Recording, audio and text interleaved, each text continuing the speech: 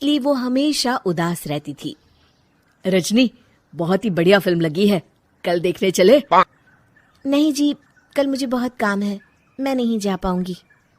अच्छा तो कोई बात नहीं, संडे को चलते हैं। देखिए, मुझे फिल्म देखना पसंद नहीं है, आपको जाना है तो चले जाइए।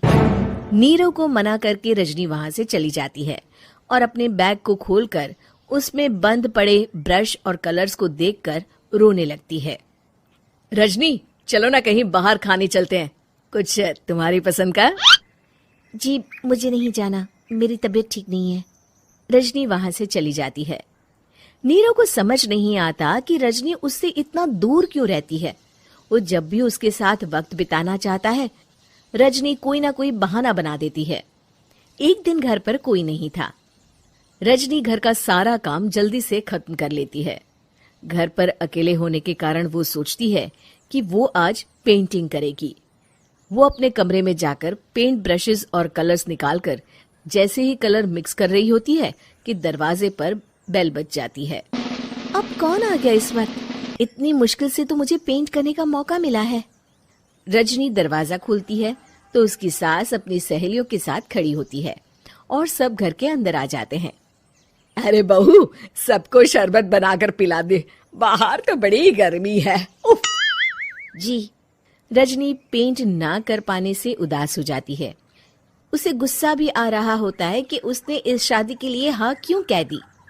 वो रसोई में जा रही होती है कि उसकी सास उसे रोकती है। बहू, सबके खाने का भी इंतजाम कर लेना, आज का लंच तो ये सब यहीं करेगी। हाँ।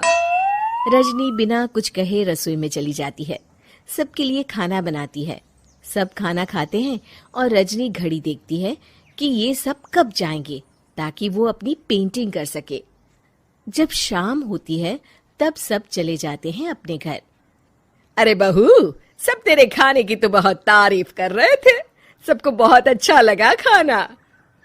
आपको मुझे सुबह बताना चाहिए था ना कि आपकी सहेलियां आ रही है। पता भी है कितना वक्त लगा सारा खाना बनाने में। अरे बहू, तू ऐसे कैसे बात कर रही है मुझसे?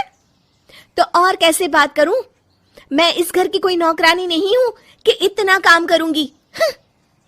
रजनी अपने कमरे में जाकर दरवाजा बंद कर लेती है। शाम को जब नीरव आता है तो उसकी माँ उसे पूरी घटना के बारे में बताती है। क्या रजनी ने आपसे इस तरह बात की माँ?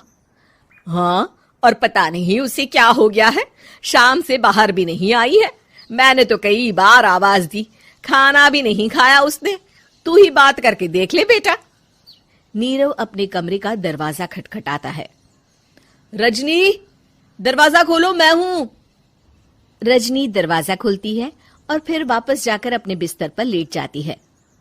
रजनी, माँ से बात करने का ये क्या तरीका है? मैंने कोई गलत बात नहीं की है। अरे तुम क्यों ऐसे बर्ताव कर रही हो सबके साथ? क्या तुम इस शादी से खुश नहीं हो? रजनी कुछ नहीं बोलती। अरे बताओ मुझे रजनी, क्या ये शादी तुम्हारी मर्जी के खिलाफ हुई है? हाँ, मैं ये शादी कभी नहीं करना चाहती थी। तुमसे क्या, मैं किसी से भी शादी नहीं करना चाहती थी। रजनी रोने लगती है। चुप हो जाओ रजनी, बताओ मुझे, तुम क्यों नहीं करना चाहती थी शादी? रजनी बेड के नीचे से अपने पेंटिंग्स, कलर्स, ब्रश, पेपर्स निकालती है। इतने में उसकी सास भी कमरे में आ जाती है। ये देख रहे हो, ये थे मेरे सपने। मैं पेंटर बनना चाहती थी, पर माँ पापा ने कभी सपोर्ट नहीं किया और मेरी शादी करवा दी। मेरे सारे सपने टूट गए। हर वक्त बस गुस्सा आता रहता है मुझे। मैं जानती हूँ कि आप लोगों की इसमें कोई गलती नहीं है, पर मैं क्या करूँ, मुझे समझ में नहीं आता।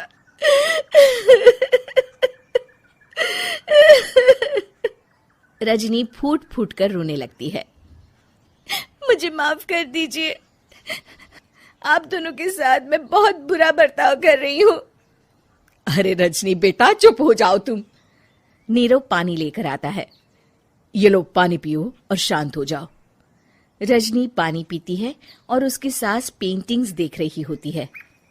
अरे नीरव, हमें तो पता ही नहीं था कि हमारी बहू कलाकार है। अरे कितनी अच्छी पेंटिंग्स बनाई है देखो तो। ये वाली तो मैं अपने कमरे में ले जाऊंगी।